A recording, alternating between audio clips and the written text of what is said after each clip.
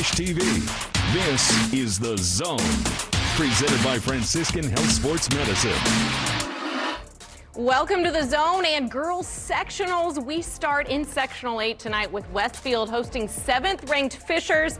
Here in the first quarter, Fishers down 2. Haley Smith drops it off to her sister Olivia, who hits the 3. The Tigers jump ahead with that. And in the second quarter here, it's Olivia Smith again. This time she spins into the lane and she scores. Fishers up by 5. Later in the quarter, Alyssa Crockett, we brought you her story here yesterday. She misses the shot, gets her own board though, puts it back up and in. Fourth quarter, 5-point game. Haley Smith reverses, takes it to the rim, finishes with her left hand. And the Tigers would hang on to that lead. They win 46-35 tonight in those sectional semifinals. All right, good evening, Indy, and welcome to The Zone. I'm Olivia Ray. Coming up tonight, we have highlights of 8 girls basketball sectional games from all across Central Indiana, including a pair of semifinal games at Perry Meridian. And if you're looking for scores right now, be sure to scan that QR code on the bottom of your screen for the Central Indiana Zone scoreboard. Plus, the Pacers hosted the top team in the East tonight. Still ahead, we have highlights from the field house of the blue and gold and Chicago. All right, now back to the prep highlights for now, though. The other semifinal from Sectional 8, Carmel facing defending sectional champ Noblesville. Middle of the first quarter here, Ashlyn Shade open for 3. And she puts the Millers up by 6 early. Third quarter, Greyhounds up by 7, and Kate Clark with the corner triple. Carmel hanging tough here, but the Millers catch fire from 3-point range. Reagan Wilson caps off an 18-0 run for Noblesville here. Millers win big over Carmel, 57-48 the final score. They will face Fishers in the sectional title game coming up tomorrow. All right, Perry Meridian taking on Pike on the Falcons' home floor tonight. The Red Devils not messing around. Here we go, off the miss. Check out that pass from Jalen Murray. Up ahead to Lexi Cole, who finishes with the hoop and the harm. The Falcons, though, trying to stay in this one. Here's Ella Scaringe. She goes to work off the block, hits the turnaround. The step back was beautiful, but Pike is in that postseason mode already. Autumn Rucker drives the baseline, gets the hoop and the foul. And Pike wins big tonight, 55-27, the final from there. Roncalli and Ben Davis now meeting in the second semifinal over at Perry Meridian. Ben Davis gets out to a 1-2 lead, but back come the Royals. Here's Josie O'Rigger. She gets all the way to the rim, lays it off the window, and then the Giants turn up the pressure on the defensive end. There's Jade Wimbleduff. She comes up with the steal, goes coast to coast, lays it in on the other end.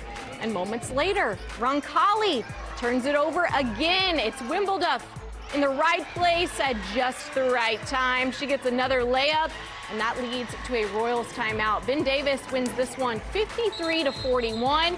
They will face Pike tomorrow night in the sectional final. All right, that's 4 games down, but we're just getting started here on The Zone. Still much more to come, including Pacers highlights against the Bulls, plus more high school girls sectional action, including Lawrence Central versus Cathedral.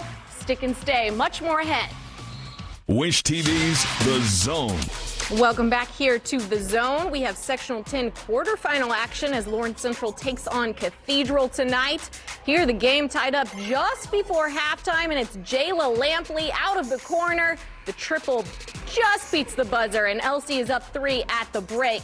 Moving ahead to the fourth quarter here, Darren Eli finds Catherine Klein inside. She gets the basket and the foul, and the Irish have their lead up by 5. Then it's Eli down the lane. She finishes right off the glass, and Cathedral wins a close one here, 49-45. And in the nightcap over at Warren, it's defending sectional champ North Central taking on Crispus Attucks tonight. Early on, the Panthers were moving the ball well. Here's Tanuel Welch, perfect on the jumper.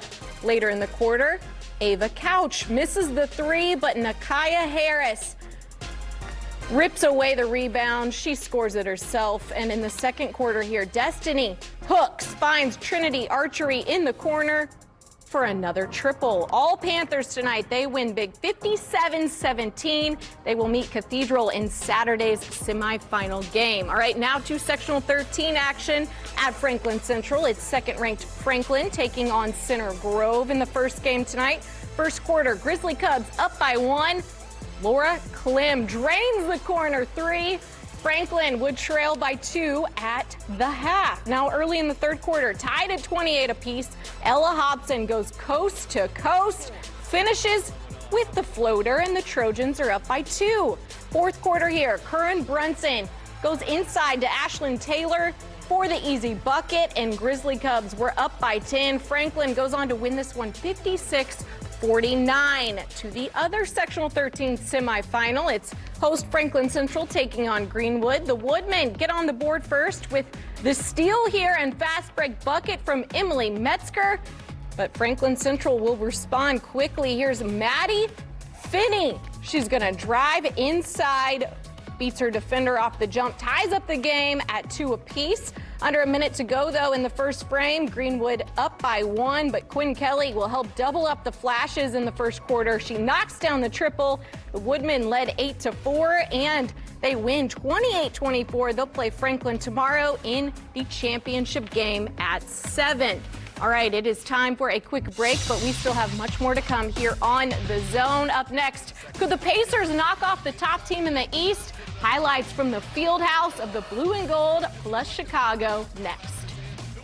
Welcome back. Some big news for the Horseshoe tonight. According to our Wish TV Colts insider Zach Kiefer, the Colts have finalized who will be their defensive coordinator next season. It's former Jacksonville Jaguars head coach and Raiders defensive coordinator Gus Bradley, who will replace Matt Eberflus as the Colts DC. Now, Bradley was one of the 6 candidates that interviewed with the team this last week. All right, now moving to the NBA. After a disappointing loss Wednesday night to Orlando, the Indiana Pacers look to get back into the win column as they wrap up a 3-game homestand. But that would be no easy task as the Blue and Gold welcome the team with the best record in the East, the Chicago Bulls. And tonight, the Pacers closed out that homestand with those Eastern Conference leaders. The Bulls, though, coming off an overtime loss in Toronto last night, didn't get to Indy till 3 a.m. this morning. So in the first year, Karis LeVert putting on a show himself, 22 first quarter points, including 3 assists. That's the most first quarter points by a single Pacers player in franchise history. Blue and Gold trailed by 3 at the break, but here's Lance Stevenson from way downtown. He's fresh off inking that season-long contract here in Indy. He puts the Pacers in front by a point in the fourth. That's Dwayne Washington Jr. flying in from the free throw line there and throwing down to make it a 2-possession game late. But with under a minute to go, it's the former Fighting Illini, Ayo Dosunmu with the dagger. Despite LeVert's best night as a Pacer, the Blue and Gold come up short 122-115 the final. We're down 6 with 41 seconds or whatever it was to get Justin a wide open 3, cut it to 3, and then then we had a breakdown on defense at the other end. So disappointing result, but there's plenty of good things going on. We just got to stay in the fight here as we're undermanned. All right, now let's head to B-Town, where the top team in the Big Ten will invade Assembly Hall tomorrow afternoon. Number 18, Illinois, fresh off a win over Wisconsin, where Kofi Cockburn tallied 37 points earlier this week. Tomorrow, Cockburn will battle another one of the league's best big men, Trace Jackson Davis, for a 4th time in their collegiate careers. The Fighting Illini have swept the previous 3 matchups between the fellow junior forwards, but keeping Cockburn contained and getting good production from TJD is the key to keeping IU in the conversation as a conference contender. There's no big secret. It's what it is. And, his last game, they milked him until, they couldn't milk him no more in terms of throwing it into him and him dominating the inside game. Purdue had the same kind of setup in terms of perimeter play and 2 big guys. And it was a battle. I mean, Kofi is good. I mean, he's NBA ready.